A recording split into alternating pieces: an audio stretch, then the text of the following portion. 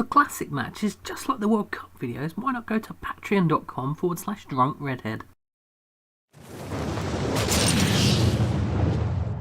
Let's see how the classics are doing with another What Happened on My Universe mode. More fireworks to be had as we see the latest edition of Nitro, which says Monday on the logo, but I can assure you it's actually Tuesday.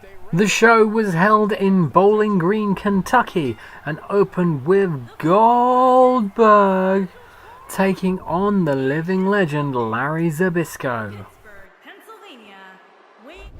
This match did not last long, with Goldberg starting it off with a clothesline and hitting several power moves, which of course all led to a massive spear and a massive jackhammer. And just like that, Goldberg took the 1-2-3. However, Goldberg's night had not finished just yet, as he celebrated. Andre the Giant came down to the ring looking angry and started attacking Goldberg with elbows and throwing him into the corner and stuff like that, but he went for a suplex and Goldberg reversed. Goldberg then nailed Andre with a spear and a jackhammer, and now Goldberg was done for the day. The next matchup was a 6-man tag team match with the debut of the model Rick Martel, who teamed with Luke and Butch the Bushwhackers to face off against the threesome of the fabulous Freebirds, Jimmy Jam Garvin, Michael P.S. Hayes and Buddy Roberts. Garvin started hitting a throw on Martel, who quickly tagged out into a Bushwhacker. That Bushwhacker got hit by several bits of double teamness from the Freebirds. Butch tagged into Rick Martel and he thought he had the advantage, but then he got kneed in the gut by Garvin, and then he tagged into Buddy Roberts, who hit several moves including a big bulldog and then some double teamness with Michael Hayes. Hayes hit a bulldog of his own and a big knee that bust Martel open before finishing him off with a DDT, and the Freebirds were victorious on their debut. After that, there was no more Surfer Sting. He stopped wearing that makeup and put on the Crow makeup. But why? Well, he had a microphone in hand, so I guess he was going to tell us. Even more intriguingly, Sting was there to call out his tag team partner, the Ultimate Warrior, and his Blade Runner comrade came out pointing. The Warrior had no idea why he was out there, so he said, "Let's have it out."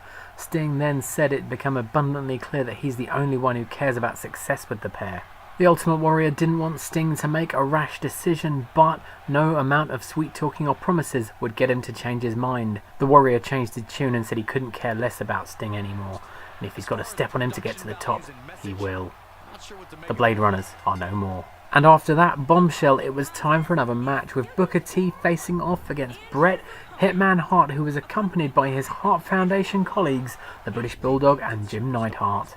It was Booker T taking the early advantage in this one with a neckbreaker and a knee to the face, but on his next attack he was reversed and Bret Hart then sent him packing to the outside. The Hitman hit a neckbreaker and then left the British Bulldog to put Booker T back in the ring. However, Booker T reversed and sent the Bulldog in the ring, which then distracted Bret Hart enough for him to get the advantage back. And with that advantage, Booker T hit his huge spinebuster slam. He went for the pin, but once again the British Bulldog was getting involved, stopping any count.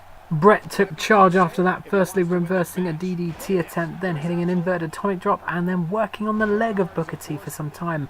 Although after working on the leg so much, he got a bit bored and went for a pile driver instead, which he hit, and Booker T stayed down for the 1-2-3.